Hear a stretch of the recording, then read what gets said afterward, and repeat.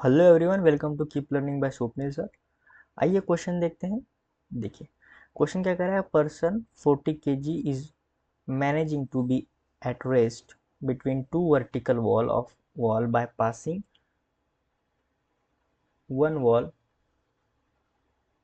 A by his hand and feet and the other wall B by his back. Figure given है हमें 6E11। Assume that the friction coefficient between his body and the wall is 0.8 and that limiting friction acts at all the contact. हमें क्या show करना है। First show that the person push the two walls with equal forces, ये proof करना है। Second, find the normal force exerted by either wall on the person. ठीक है, अब देखो, अब ये पर्सन क्या कर रहा है, इस ए वॉल को धक्का दे रहा है, तो जाहिर सी बात है वहां पे एक नॉर्मल फोर्स आएगा। ठीक है, ये यहाँ पे एक नॉर्मल फोर्स आएगा कुछ इस डायरेक्शन में, ऐसे। सिमिलरली ये बी पॉइंट पे भी एक नॉर्मल फोर्स आएगा कुछ इस डायरेक्शन में। ठीक है, इसको मैं N2 नाम देता हूँ, इसको मैं दूंगा N1 नाम।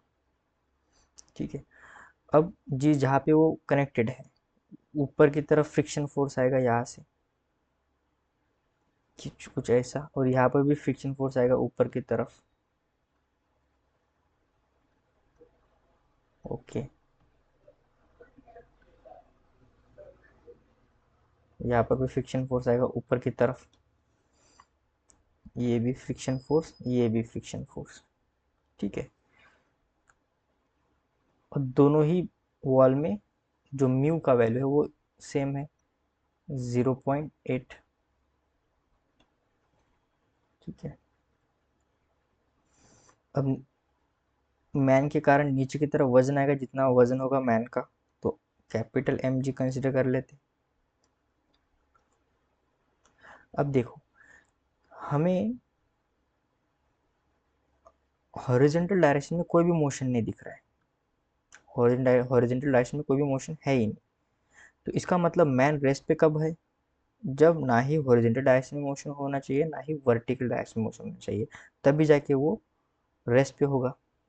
ठीक है, यानी मैं ये कह सकता हूँ कि N1 जो है N2 के इक्वल होगा, क्योंकि ये इस डैश में फोर्स है, ये इस डैश में फोर्स है, मैन के ऊपर ही लग रहे हैं वो N1 N2, दोनों इक्वल हो गए तभी जाके हॉरिजॉन्टल में मोशन आएगा। मोशन नहीं आएगा, रेस्ट पे होगी। वर्टिकल में देखा जाए तो ये F1, इस वॉल के कारण F फोर्स लग रहा है ऊपर की तरफ, इस वॉल के कारण F। अब यहाँ पे देखो, पैरों की वजह से नहीं लेना है, क्योंकि वो वॉल से मैंने कंसिडर कर लिया। ये जो F है, ये वॉल पे जितना भी आपके बॉडी टच है वो सभी का फोर्स आ गया है F, ए वॉल के लिए और बी वॉल के लिए ये F। तो यहाँ पर भी F, यहाँ पे F1 F2 करते हैं ताकि कंफ्यूज ना हो यार, ना ऐसा भी कहोगे आप कि दोनों वॉल पे सेम F कैसे लग रहा है, उसको भी मेंशन कर लेते हैं। सो F1 प्लस F2 किसके इक्वल है, mg के इक्वल, क्योंकि वर्टिकली भी कोई मोशन नहीं है। अब देखो N1 N2 सेम है, तो मैं क्या करता हूँ यहाँ पे N1 N2 को इक्वल्स टू n कह देता हूँ कॉमन, क्योंकि दोनों का वैल्यू तो इक्वल ही है। अब F1 का वैल्यू कितना आएगा, म्यू इंटू एन, और म्यू F2 का वैल्यू भी कितना आएगा, म्यू इंटू एन, क्योंकि N1 N2 क्या है, सेम ही है। अब इक्वल्स टू mg, तो ये हो जाएगा 2 times mu N is equals to capital mg। Mu का वैल्यू कितना है, 0.8, जिसको मैं 8/10 लिखूंगा। नॉर्मल मुझे फाइंड करना है, वही तो टास्क है हमारा। और मास भी पता है, मास भी पता है 40, जी का वैल्यू लिख सकते हैं हम 10। Okay, so n is equals to 40 into 10 into 10 upon 8 into 2। ठीक है,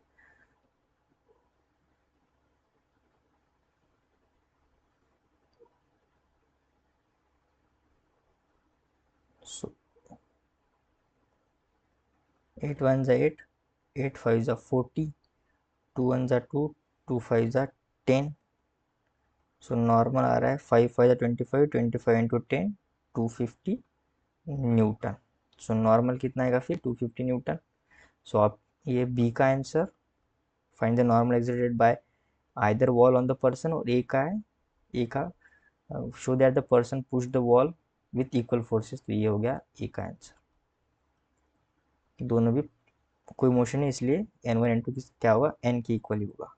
सो आई होप आपको वीडियो सोल्यूशन अच्छा लगा होगा। वीडियो सोल्यूशन अच्छा लगा है तो चैनल को सब्सक्राइब कर दीजिए, वीडियो को लाइक कर दीजिए। मिलते हैं नेक्स्ट वीडियो सोल्यूशन में। Keep learning with Swapnil sir के साथ।